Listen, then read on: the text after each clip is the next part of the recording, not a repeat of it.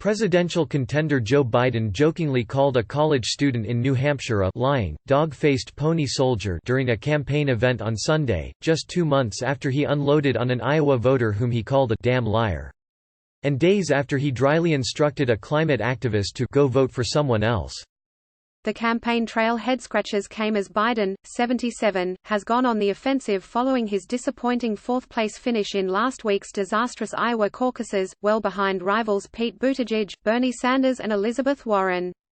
The student, Madison, of Mercer University in Georgia, began by asking Biden how he could remain competitive in the race after that performance. "It's a good question," Biden responded. "Number 1, Iowa's a Democratic caucus. You ever been to a caucus? No, you haven't. You're a lying, dog-faced pony soldier. You said you were, but now you got to be honest. I'm gonna be honest with you. It was a little bit confusing in Iowa." Biden had used the bizarre phrase in January as well, in response to a question about President Obama's broken promise that individuals would be guaranteed the option to keep their doctors under the Affordable Care Act.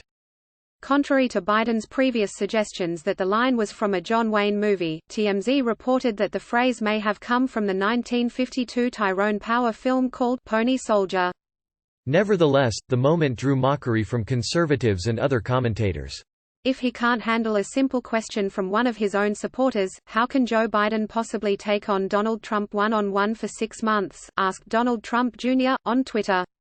George Washington University law professor and GOP impeachment witness Jonathan Turley added, Biden does not appear to be confining his go negative strategy to Pete Buttigieg, but seems to think it will work with voters. Calling a voter a lying dog-faced pony soldier must be a new voter suppression strategy by targeting your own voters. Also in New Hampshire, Biden forcefully echoed failed presidential contender Eric Swalwell in dismissing Second Amendment advocates, claiming personal gun ownership is an ineffective defense against government tyranny. In an infamous tweet, Swalwell informed a gun rights proponent that the government has nukes and could defeat an uprising in a short war. Those who say the tree of liberty is watered with the blood of patriots, a great line. Well, guess what, the fact is, if you're going to take on the government you need an F-15 with Hellfire missiles, Biden said. There is no way an AK-47 is going to take care of you, if you're worried about the government coming and knocking down your door. Biden's defensiveness on the campaign trail has raised questions about his possible electability issues, especially given President Trump's propensity for hammering the Biden's perceived corruption. This past December in Iowa, Biden slammed a voter who questioned Hunter Biden's business dealings as a damn liar who needed to take an IQ test. The former vice president then seemingly called the man fat after deriding him for his self-professed sedentary lifestyle, although the Biden campaign said there was a misunderstanding.